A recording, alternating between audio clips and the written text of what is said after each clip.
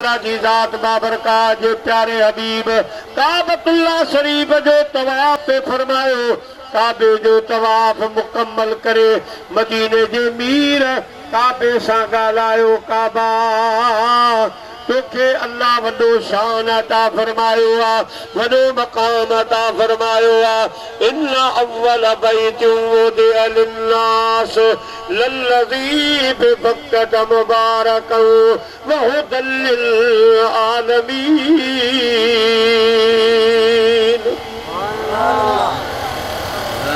काबा खुदा पाक तुझी कुरान में तारीफ फरमाई तू बिनी जहान वारन जे ला बरकत भी आई रहमत भी आई पर काबा हिकड़ी गाल याद रख मां अल्लाह जे रसूल के अल्लाह जी जात जो कसम मुझी उम्मत जो मोमिन अल्लाह वट खुदा वट तोखा त शान में मथे आ पर खुदा जे अर्श अजीम खां भी मथे आहे। अल्लाह वट जेको मोमिन आ उन जी इज्जत उन जो शान उन जो मकाम काबा तोखा त मथे आ पर खुदा जे अर्श अजीम खां भी मथे। प्यारा मुसलमान भाइरो मोमिन अल्लाह जो वली आ जी हाज़री ॾींदा आहियूं जंते चादरूं चाढ़ींदा आहियूं उहे मोमिन छाजे करे अल्लाह वटि काबे जी इज्जत खां मथे आहिनि जो मुझे महबूब फरमायो अल्लाह से हर जाए हर हंद मौजूद आ अल्लाह हर जाए हर हंद हाज़िर आ पर मुझा प्यारा रब करीम जे करी किथे खास जाए रहे तो त इल्ला बेकब कल्ब अब्दुल मुमिन जेके अल्लाह वारा जेके मोमिन बाना खुदा जा उन्हनि जे दिलनि में रब रहंदो आहे। विदाई साहब फरमाईंदो आ त वञी छो वणकार अदा हित न बोली हो तके लिको कोन लतीफ चए पारो चोदे पार तू नाहे नेण निहार त तुम्हें भी तेरो दोस्त जो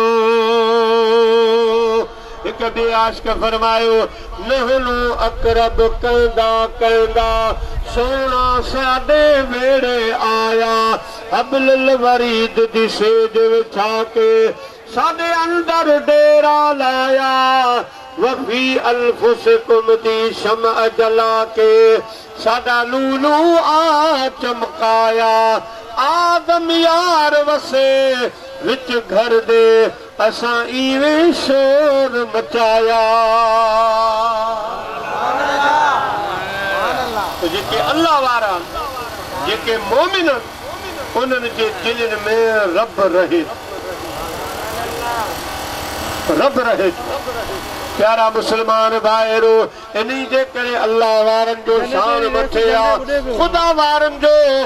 शान मान मकाम मुझा प्यारा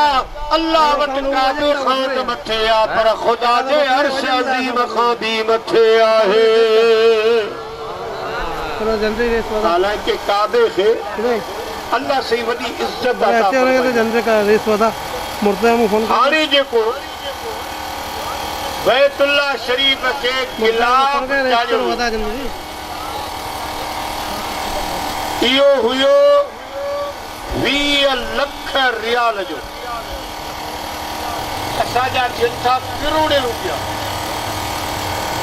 करोड़ तकरीबन कोई 80-90 करोड़ माना 1 अरब जे लग असां त अल्लाह वारनि के का चादर चाढ़ींदा आहियूं त हुन ते माण्हुनि खे एतिराज़ हूंदो आहे बाबा हे फुज़ूल कमु आहे हाणे चादर जो अल्लाह वारनि खे अल्लाह वारे जे कब्र ते चादरूं चाढ़ियूं वेंदियूं आहिनि मुंहिंजा प्यारा दोस्तो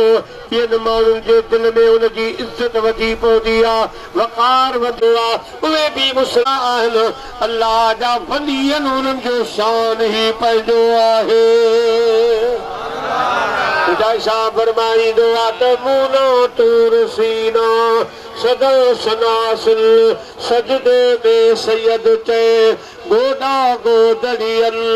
युखरिजुहुम मिनज़्ज़ुलुमाति इलन-नूर अदी जुंग जलल मादागल बसर वमा तगा ऐडी रवश रवल बी अमशी बी अंत को ऐडी चाल चलल ओए सैयद ते संदिल अदा कल पुछी थो कहड़ी जेके खुदा जा भलारा बाना अल्लाह वारा बाना मोमिन बाना उन्हनि जे दिलनि में अल्लाह पान रहंदो आहे। प्यारा मुस्लमान भाइरो मो अर्ज़ पे कयो अल्लाह ताला जी ज़ात पंहिंजे महबूब खे दिलासो ॾिनो मुंहिंजा हबीब इन्हनि मुनाफ़िकनि जी ॻाल्हियुनि ॾे तवज्जो न ॾे। मुंहिंजा प्यारा हबीब असां तव्हांखे रूहानी औलाद भी अता फरमाई है तवाजे पाक नसब वारी औलाद जेको नसब अवां जी पाक न्याणी सैयदा तैयबा ताहिरा सैयदा खातून जन्नत सलामुल्लाह अलैहा खां जेको मां अवां जो पाक सिलसिलो वॾो हूंदो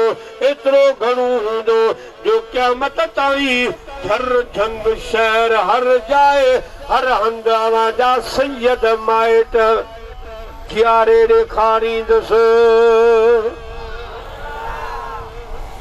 ताकि मुनाफ़िक़ था चवनि त तव्हांजो नसब कोन हलंदो पीढ़ी ख़तम थी वई मुंहिंजा सोणो इन्हनि जूं पीढ़ियूं ख़तम थी वेंदियूं इन्हनि जा नसब ख़तम थी वेंदा तुंहिंजो पाक नसब क़यामत ताईं हलंदो रहे। हाणे अल्लाह साईं पंहिंजे महबूब खे इहो दिलासो ॾिनो त न अवां जो ज़िक्र बंदि थींदो न अवां जी औलाद जो सिलसिलो बंदि थींदो। अल्लाह सी फरमाए थो मुंहिंजा हबीब इहो कमु मां थो कयां। हाणे हिकिड़ो हर तव्हां मुंहिंजी नमाज़ पढ़ो ऐं कुर्बानी कयो ॿ कम अवां कयो इहो कमु मूं ते छॾे ॾे। ॾिस त मां तुंहिंजा सैयद ॾिस त मां तुंहिंजी औलाद खे कीअं थो अॻिते हलायां ऐं तव्हांखे मां घणो औलाद ॾिनो आहे घणियूं मूं नेमतूं ॾिनियूं आहिनि अञा बि तव्हांखे ॾींदुसि। हाणे कुर्बानी कयो बाक़ी कम हाणे ॿिनि ॻाल्हियुनि जी अलाह ताकीद फरमाए नमाज़ ऐं कुर्बानी।